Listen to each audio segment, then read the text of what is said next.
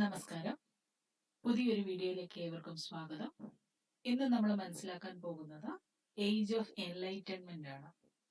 യൂറോപ്പിൽ 17-18 നൂറ്റാണ്ടുകളിൽ ഉണ്ടായ ഇന്റലക്ച്വൽ മൂവ്മെന്റിനെയാണ് എൻലൈറ്റൻമെന്റ് മൂവ്മെന്റ് എന്ന് പറയുന്നത്. നമ്മൾ കഴിഞ്ഞ വീഡിയോകളിലൊക്കെ റിനൈസൻസ്, റെഫർമേഷൻ, ജിയോഗ്രഫിക്കൽ ഡിസ്കവറീസിനെ പറ്റിയൊക്കെ പഠിച്ചിരുന്നു. റിനൈസൻസിന്റെയും റെഫർമേഷന്റെയും ഒക്കെ ഒരു ആഫ്റ്റർ ഇഫക്റ്റ് ആണ് എൻലൈറ്റൻമെന്റ് അഥവാ ഇന്റലക്ച്വൽ മൂവ്മെന്റ്. എന്താണ് എൻലൈറ്റൻമെന്റ് മൂവ്മെന്റ് എന്ന് നോക്കാം. It emphasise the importance of reason over tradition in European thought and letters.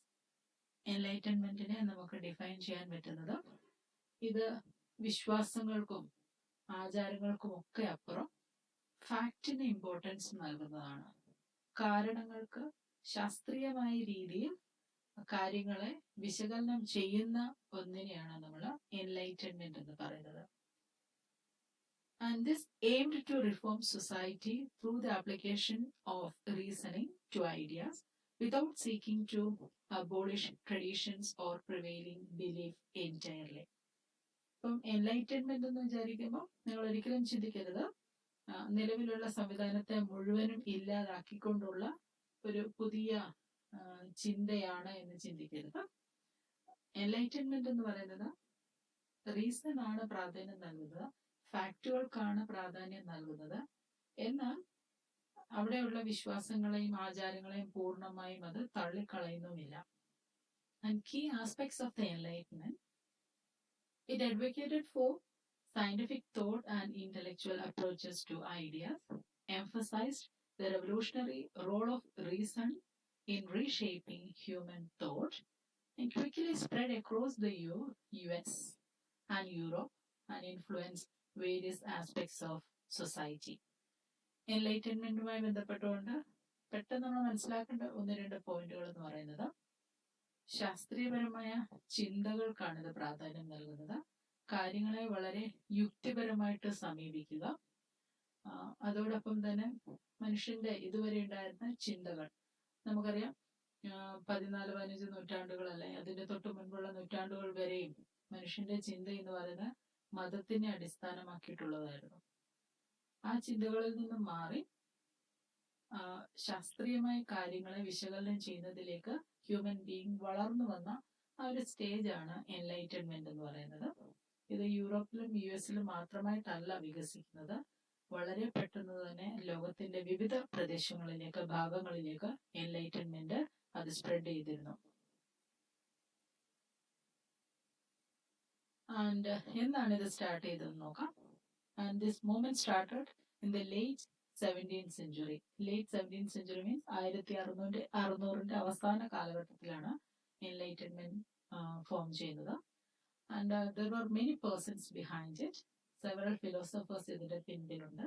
Francis bacon, John Locke, റാനെ ഡെസ്കാർട്ടെ പോലുള്ള അനേക ഫിലോസഫേഴ്സ് ആണ് ഈ എൻലൈറ്റൻഡ് മൂവ്മെന്റിന് കാരണമായി തീർന്നത്. And enlightened movement philosophy had some motto or a slogan. For example, Immanuel Kant, എൻലൈറ്റൻമെന്റിൽ ഒരു പ്രധാനപ്പെട്ട ഫിലോസഫറാണ് ഇമ്മാനുവൽ കാന്റ്.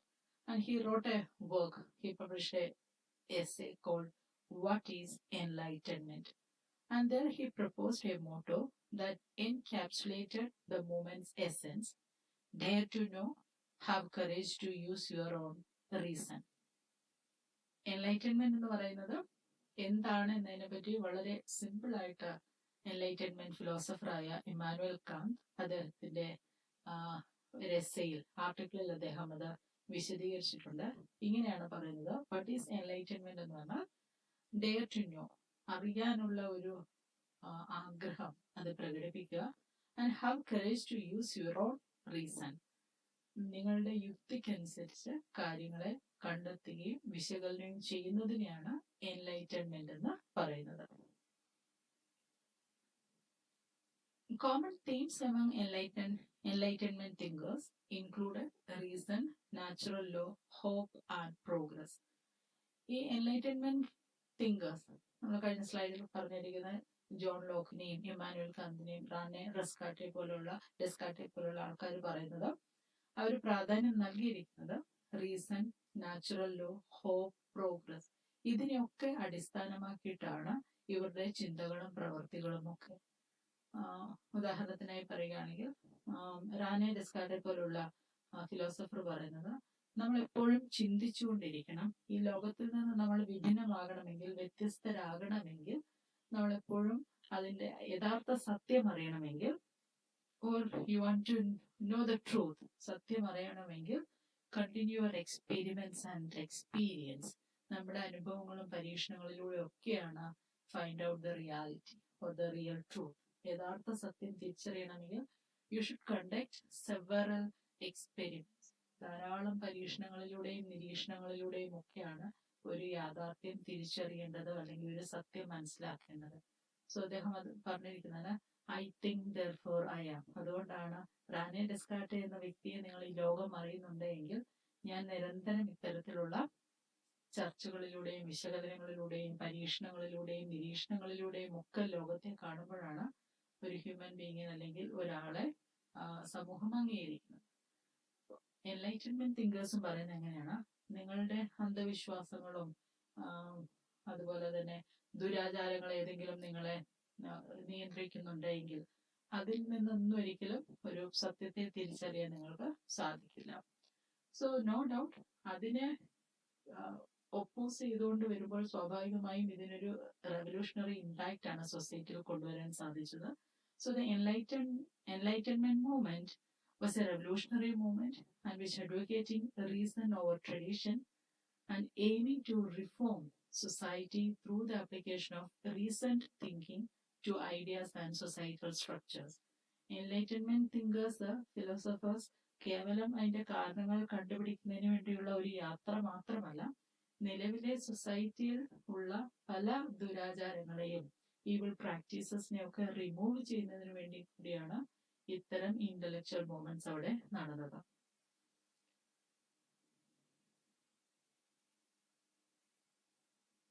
ഇനി നമുക്ക് നോക്കാം എൻലൈറ്റൻ മൂവ്മെന്റ് ഏതൊക്കെ മേഖലകളിലാണ് എൻലൈറ്റൻ മൂവ്മെന്റിനെ സ്വാധീനിക്കാൻ സാധിച്ചത്. Impact of enlightenment movement. The first in the field of economy, introduction of free trade. Enlighten മൂവ്മെന്റിന്റെ ഒരു പ്രത്യേകത എന്ന് പറയുന്നത് അന്നത്തെ ഇക്കണോമിക് ഫീൽഡിനെ ഇതിന് ഇൻഫ്ലുവൻസ് ചെയ്യാൻ സാധിച്ചു. Enlightenment period propagated ideas of free trade or laser-fair economics. So enlightenment വാദിക്കുന്നത് ഇൻഡിവിജ്വൽ ഫ്രീഡത്തിന് വേണ്ടിയാണ്. Enlightenment philosophers they cried for freedom of people. ജനങ്ങളുടെ സ്വാതന്ത്ര്യത്തിന് വേണ്ടിയാണ്. Freedom of people means economic freedom, social freedom, political freedom, cultural freedom. ഒരു human ബീയിങ്ങിന്റെ സ്വാതന്ത്ര്യം ഏതൊക്കെ മേഖലകളിലാണോ ആ സ്വാതന്ത്ര്യമൊക്കെ പൂർണ്ണമായും അനുവദിക്കുക എന്നതാണ്. So they demanded free trade or laser-fair economics. Laser-fair economics means അതുവരെ ഉണ്ടായിരുന്ന ഗവൺമെന്റിന്റെ ഇക്കണോമിക് പോളിസി എന്ന് പറയുന്നത്, one of the economic policy of government at that time it was mercantilism. Mercantilism ആണ്. So mercantilism means government controlled everything. Every actions was connected to economy that was managed and controlled by government. Government ആയിരുന്നു എല്ലാ സാമ്പത്തിക മേഖലയും നിയന്ത്രിച്ചിരുന്നത്, government ആയിരുന്നു. So the merchants or the people didn't have any freedom in the field of commercial activities. The price of the commodity, fees, then the tax, ഇതെല്ലാം import and export, customs tax, ഇതെല്ലാം നിയന്ത്രിച്ചിരുന്നത് government ആയിരുന്നു. So മെർച്ചന്റ്സിന് they couldn't make any profit, they didn't get any incentives, അങ്ങനൊന്നും ഉണ്ടായിരുന്നില്ല. So അവിടേക്കാണ് enlightenment philosophers പറയുന്നത് let them free, മെർച്ചന്റ്സിനെ ഫ്രീ ആക്കുക, ലെറ്റ് ദം എലോൺ, അവരെ ഒറ്റയ്ക്ക് സ്വതന്ത്രമായി പ്രവർത്തിക്കാൻ അനുവദിക്കുക. സോ ഇക്കണോമിക് ഫീൽഡിൽ വന്നിരിക്കുന്ന എൻലൈറ്റൻമെന്റിന്റെ ഒരു ഇൻഫ്ലുവൻസ് എന്ന് പറയുന്നത് കൊമേഴ്ഷ്യൽ ആക്ടിവിറ്റീസ് പൂർണ്ണമായും ഫ്രീ ആക്കുക എന്നതായിരുന്നു. And second is there was a shift in economic reliance. The movement from rural to urban areas led to a shift from agriculture to non-agricultural products. എൻലൈറ്റൻമെന്റിന്റെ ഭാഗമായി വന്നിരിക്കുന്ന മറ്റൊരു പ്രോഗ്രസ് എന്ന് പറയുന്നത് ആ കാലഘട്ടങ്ങളിൽ ജനങ്ങൾ പ്രിഫർ ചെയ്തിരിക്കുന്നത് റൂറൽ ലൈഫായിരുന്നു. റൂറൽ ലൈഫ് പ്രിഫർ ചെയ്യാനുണ്ടായിരുന്ന reason their economy was agriculture, അല്ലെങ്കിൽ അവരുടെ ഒരു ബാക്ക് ബോൺ ഓഫ് ഇക്കോണമി എന്ന് പറയുന്നത് അഗ്രികൾച്ചർ ആയിരുന്നു. അഗ്രേറിയൻ റിലേറ്റഡ് ആയിരുന്ന ഇക്കോണമിയിൽ നിന്നും eventually they shifted in to non agricultural product, non agricultural പ്രൊഡക്ഷനിലേക്ക് അവർ മാറി. അപ്പൊ സ്വാഭാവികമായും അവരുടെ റൂറൽ ലൈഫിൽ നിന്നും many people gave up their rural life and preferred urban life. അപ്പൊ പീപ്പിൾ അവരെവിടേക്ക് പോയി? They went to urban centres, ഗ്രാമപ്രദേശങ്ങളിൽ നിന്നും നഗരങ്ങളിലേക്ക് അവർ മാറി തുടങ്ങി. അപ്പോൾ ആ സൊസൈറ്റിയിൽ പുതിയൊരു സാമ്പത്തിക ജീവിതം അവിടെ സ്റ്റാർട്ട് ചെയ്തത്. So there was a new economic life started there due to the influence of enlightenment. എങ്ങനെയുള്ള എക്കണോമിക് ലൈഫ് ആണെന്ന് ചോദിച്ചാൽ people preferred urban life. And third is rise of middle class. Obviously, എൻലൈറ്റൻമെന്റിന്റെ ഇൻഫ്ലുവൻസിന്റെ ഭാഗമായി പുതിയ ഇക്കണോമിക് തിയറി അവിടെ വരുന്നു. ഈ ഒരു പുതിയ ഇക്കണോമിക് സിസ്റ്റത്തിൽ ജനങ്ങൾ കൂടുതൽ സ്വതന്ത്രരാണ്, ഇക്കണോമിക്കലി സ്വതന്ത്രരാണ്. അതുകൊണ്ട് തന്നെ അവർ കൂടുതലും they show their interest in trade, അവർ കൊമേഴ്ഷ്യൽ ആക്ടിവിറ്റീസിൽ ഇമ്പോർട്ടൻസ് നൽകി. സ്വാഭാവികമായും അവരുടെ റൂറൽ ലൈഫ് അവർ ഉപേക്ഷിച്ച് അർബൻ ലൈഫിലേക്ക് വരുന്നു. അർബൻ ലൈഫിലേക്ക് വരുമ്പോൾ ആ സൊസൈറ്റിയിൽ ഒരു പുതിയൊരു ഗ്രൂപ്പ് അവിടെ ഫോം ചെയ്ത് വരികയാണ്, merchant class or A wealthy class. A new middle class emerged there. They were merchants and the traders, and they contributing to economic globalization in Europe. ഈ മെർച്ചൻസും ട്രേഡേഴ്സുമാണ് പിന്നീട് വരുന്ന യൂറോപ്പിനെയും അതിനെ തുടർന്ന് ബാക്കിയുള്ള കോണ്ടിനെന്റിനെയൊക്കെ നിയന്ത്രിക്കുന്നത് ദിസ് മിഡിൽ ക്ലാസ്. സോ ഇവിടെ ഓർത്തിരിക്കേണ്ട 3 പ്രധാനപ്പെട്ട കാര്യങ്ങളാണ് എൻലൈറ്റൻമെന്റിന്റെ ഭാഗമായി വന്നിരിക്കുന്ന സാമ്പത്തിക മേഖലയിൽ വന്നിരിക്കുന്ന പ്രധാന changes. These are the major changes happen in the field of economy due to the influence of enlightenment. First one is introduction of free trade, which means before the introduction of free trade, their economy was mercantile. Mercantile means the government ensured absolute right over the economic activities of the people. They decided the price and the rate of the taxes. So in a mercantile system, the people didn't have, or the merchants didn't have any right. അതിനെ മാറ്റിയാണ്, and that mercantile system had so many defects, and that was replaced by new economic theory called laissez-faire. So in laissez-faire, government had less role and the people enjoyed more freedom. Then shift in economic reliance, അത് ഞാൻ already പറഞ്ഞിരുന്നു. And before the enlightenment, these people, they were the rural people and their economy was purely based on agriculture. So eventually their agrarian system changed. They got change in their agriculture field and they showed their interest in doing some non-agricultural work. So eventually this agriculture turned into, or shifted into non-agricultural areas. Then third is a rise of middle class. ട്രേഡിലേക്ക് കൂടുതൽ ജനങ്ങൾ പോയപ്പോഴേക്കും there was a new group emerged, and they were called merchants and the traders, and they had strong hold in administration, and also they controlled the entire economy of the world. The next is social impact. സൊസൈറ്റിയിൽ വന്നിരിക്കുന്ന മാറ്റങ്ങൾ എന്തൊക്കെയാണെന്ന് നോക്കാം.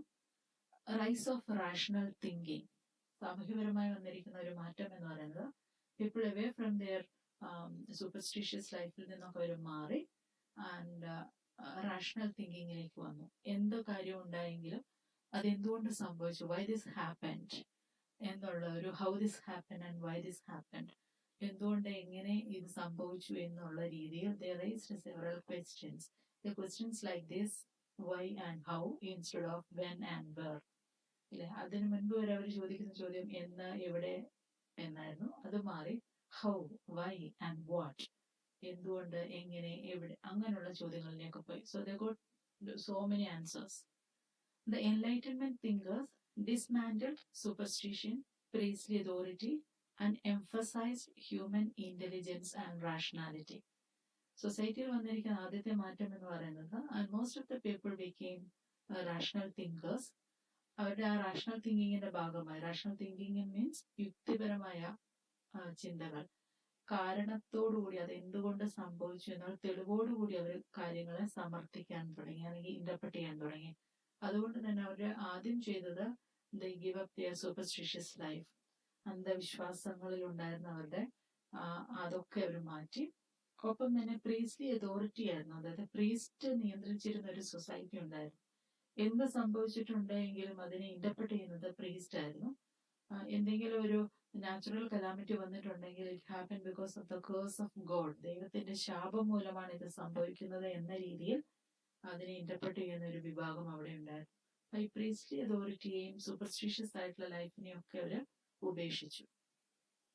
Then the second impact is challenge to tradition. Philosophers like Immanuel Kant ഒക്കെ അവര് സൊസൈറ്റിയുടെ one of the major problem that they noticed is this traditional life or the traditional shackles. ഒരു സൊസൈറ്റിയുടെ ഏറ്റവും വലിയ പ്രശ്നമായിട്ട് ഈ ഫിലോസഫേഴ്സ് ഐഡന്റിഫൈ ചെയ്തിരിക്കുന്നത് ഈ അന്ധവിശ്വാസങ്ങളും ദുരാചാരങ്ങളും ഒക്കെയാണ്. അപ്പൊ അതിനെ ഓവർകം ചെയ്യാൻ, ഒഴിവാക്കാൻ വേണ്ടിയിട്ടുള്ള പ്രവർത്തനമാണ് ഈ ഫിലോസഫേഴ്സ് ചെയ്തത്. Advocacy for reason in society. So Enlightenment thinkers, they argued that reason alone could reform societies and criticizing intolerance and inequality. So society purify ചെയ്യാനുള്ള the best solution അവരവിടെ contribute ചെയ്തിട്ടുണ്ട്. So these Enlightenment thinkers contributed a solution for reforming society, that is use your sense, use your reason. അപ്പം വളരെ യുക്തിപരമായി ഓരോന്നിനെയും വിശകലനം ചെയ്യുകയാണെങ്കിൽ സൊസൈറ്റിയിൽ നിലനിൽക്കുന്ന ദുരാചാരങ്ങളെ മാറ്റാൻ പറ്റും എന്നാണ് ഈ എൻലൈറ്റൻമെന്റ് തിങ്കേഴ്സ് മുൻപോട്ട് വെച്ചിരിക്കുന്നത്. അപ്പൊ നമ്മുടെ ചിന്തകളെ മതപരമായി നിയന്ത്രിക്കപ്പെട്ടു പോയിട്ടുണ്ടെങ്കിൽ നമുക്കൊരിക്കലും ഒരു റാഷണൽ തിങ്കിങ്ങിലേക്ക് പോകാൻ പറ്റില്ല. ആ ഒരു റാഷണൽ തിങ്കിങ് ഇല്ല എങ്കിൽ ആ സൊസൈറ്റിയിൽ സൂപ്പർസ്റ്റിഷ്യസ് ആയിട്ടുള്ള സൊസൈറ്റിയും പ്രീസ്ലി അതോറിറ്റിയുടെ ഒക്കെ ഒരു പ്രസൻസ് ഉണ്ടാകും. അത് ഒഴിവാക്കാനുള്ള the best thing is use what is reason, or only reason alone could reform society. Then again the philosophers like John Locke, ഒരു enlightenment philosopher ആണ് ജോൺ ലോക്ക്. ഇംഗ്ലണ്ടിലെ എംബ്രിസിസ്റ്റ് ആണ് അദ്ദേഹം. അപ്പം ജോൺ ലോക്ക് പറയുന്നത് സത്യം തിരിച്ചറിയാനുള്ള വഴി എന്ന് പറയുന്നത് അത് എക്സ്പീരിയൻസ് ചെയ്യുക, അനുഭവിച്ചു തന്നെ അറിയുക. അതുകൊണ്ടാണ് എംബ്രിസിസ്റ്റ് എന്ന് പറയുന്നത്. എംബ്രിസിസ്റ്റ് എന്ന് പറയുന്നത് ഒരു കാര്യം നമ്മൾ തിരിച്ചറിയുക എന്നുള്ള, അത് അനുഭവിച്ചറിയുക എന്നുള്ളതാണ്. അപ്പോൾ മാത്രമേ നമ്മൾക്കത് അതിന്റെ സത്യാവസ്ഥ മനസ്സിലാക്കാൻ പറ്റുകയുള്ളൂ. ഫോർ എക്സാമ്പിൾ, നമ്മൾക്ക് വളരെ ചെറുപ്പത്തിൽ തന്നെ നമ്മുടെ പാരന്റ്സ് നമ്മളോട് പറയുന്നതാണ് തീയുടെ അടുത്തേക്ക്, ഫയർ ടച്ച് ചെയ്ത് തീയുടെ അടുത്തേക്ക് പോകരുത്. നമ്മള് അതെന്താണ് ചെറുപ്പകാലത്തിൽ നമ്മൾ അറിയാതെ വരും, നമ്മൾ വീണ്ടും ഈ തീയെ തൊടാനോ അല്ലെ ഫയറിനെ തൊടാനൊക്കെ പോകുമ്പോൾ അതിന്റെ ഹീറ്റ് ഫീൽ ചെയ്യുമ്പോഴാണ് നമ്മൾക്കറിയുന്നത് അത് പൊള്ളും അല്ലെങ്കിൽ അതിന് ചൂടുണ്ട് എന്ന്. അത് വളരെ സിമ്പിൾ ആയിട്ടുള്ള ഒരു എക്സാമ്പിൾ പറഞ്ഞതാണ്. വിച്ച് മീൻസ് പല നോളജും അത് എക്സ്പീരിയൻസിലൂടെ തന്നെ അറിയണം എന്നാണ് ജോൺ ലോക്ക് പറയുന്നത്.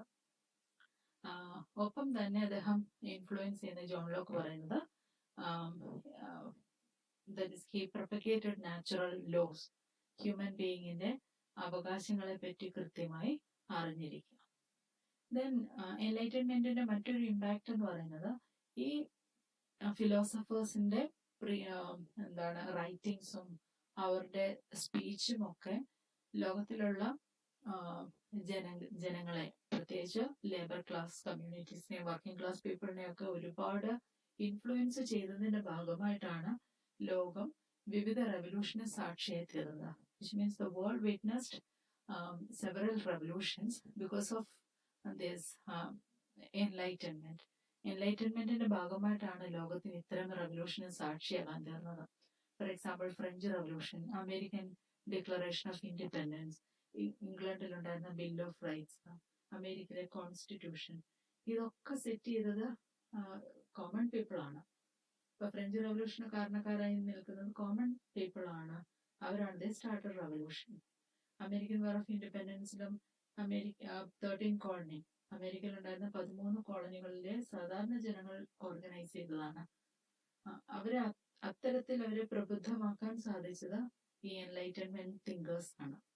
അവര് കോമൺ പീപ്പിളിന്റെ അല്ലെങ്കിൽ ഹ്യൂമൻ ബീയിങ്ങിന്റെ നാച്ചുറൽ റൈറ്റ്സിനെ പറ്റി അവരെ പഠിപ്പിച്ചു കൊടുത്തുകൊണ്ടാണ്. So these enlightenment philosophers, they taught them about their natural rights.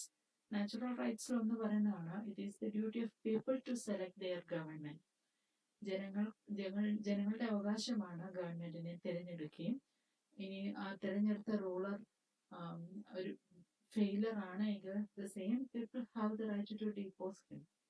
ആ കിങ്ങിനെ അല്ലെങ്കിൽ റൂളറിനെ അധികാരത്തിൽ നിന്ന് മാറ്റാനുള്ള അവകാശവും ജനങ്ങൾക്കുണ്ട് എന്ന് പറഞ്ഞു കൊടുത്തപ്പോഴാണ് ഫ്രാൻസിൽ റവല്യൂഷൻ ബ്രോക്ക് ഔട്ട് ആയതും അമേരിക്കൻ വാർ ഓഫ് ഇൻഡിപെൻഡൻസിനും ഒക്കെ കാരണം.